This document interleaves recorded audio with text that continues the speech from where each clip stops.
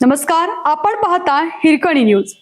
Hirkani news प्रत्येक क्षण ताज्या घडामोडी आणि महत्त्वाच्या प्रत्येक बातमीसाठी नेहमी तत्पर. एफआरपी मध्ये 100 रुपयांची वाढ, शेतकऱ्याला प्रति टनासाठीचा दर जाहीर. कोल्हापूर विभागाची एफआरपी किती? येणाऱ्या हंगामात 2026-27 गाळपास येणाऱ्या ऊसाच्या एफआरपीत केंद्राने प्रति टन 100 रुपयांची वाढ केली आहे. 2025-26 हंगामासाठी एफआरपी 3550 होती, ती आता 3650 रुपये इतकी केली आहे. 10.25% साखर उतार्यासाठी ही रक्कम उत्पादकांना मिळेल. पंतप्रधान नरेंद्र मोदी यांच्या अध्यक्षतेखालील आर्थिक व्यवहार विषयक मंत्रिमंडळ समितीने आज ही वाढ केली. 1 ऑक्टोबर 2026 पासून सुरू होणाऱ्या नवीन हंगामात सर्व साखर कारखान्यांना हा नवा दर लागू करणे बंधनकारक आहे. पुढील हंगामासाठी ऊसाचा सरासरी उत्पादन खर्च 1820 रुपये प्रति टन इतका गृहीत धरला आहे.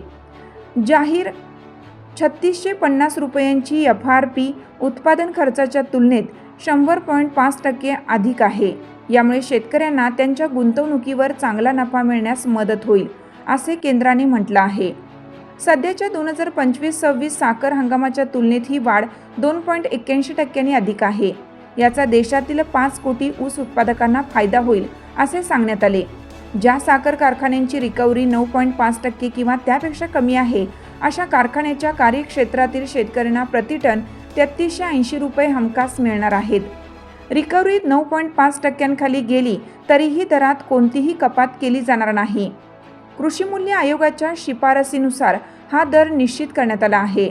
सरकारने ऊस देणी वेळेवर देण्यावरही भर दिलाय. देशात 2024-25 हंगामातील 99.5% देणी पूर्ण झाली आहेत. 2025-26 मधील 1,12,740 कोटींपैकी सुमारे 88.60% रक्कम 99,961 कोटी 20 एप्रिल 2026 पर्यंत शेतकऱ्यांच्या खात्यात जमा झाली आहेत. जिल्ह्यात ऊसाचे सरासरी गाळप 1,40,00,000 ते 50 लाख टन इतकं होतं. नवी वाढ व वाढीव उतारा गृहीत धरता जिल्ह्यातील ऊस उत्पादकांना गेल्या वर्षामध्ये पुढील हंगामात सुमारे 170 ते 175 कोटी रुपये जादा मिळतील, अशी शक्यता आहे. एफआरपीत वाढ ही ऊस उत्पादकांसाठी दिलासादायक आहे, पण खतांसह अन्य निविष्ठांच्या किमती वाढल्याने उत्पादन खर्चात मोठी वाढ झाली आहे. एफआरपीत वाढ केली असली तरी दुसरीकडे साखरेचे MSP वाढवणं गरजेचं आहे. आपल्या हिरकणी न्यूज चॅनलला लाईक करा, शेअर करा आणि सबस्क्राईब करायला विसरू नका. आणि रहा अपडेट.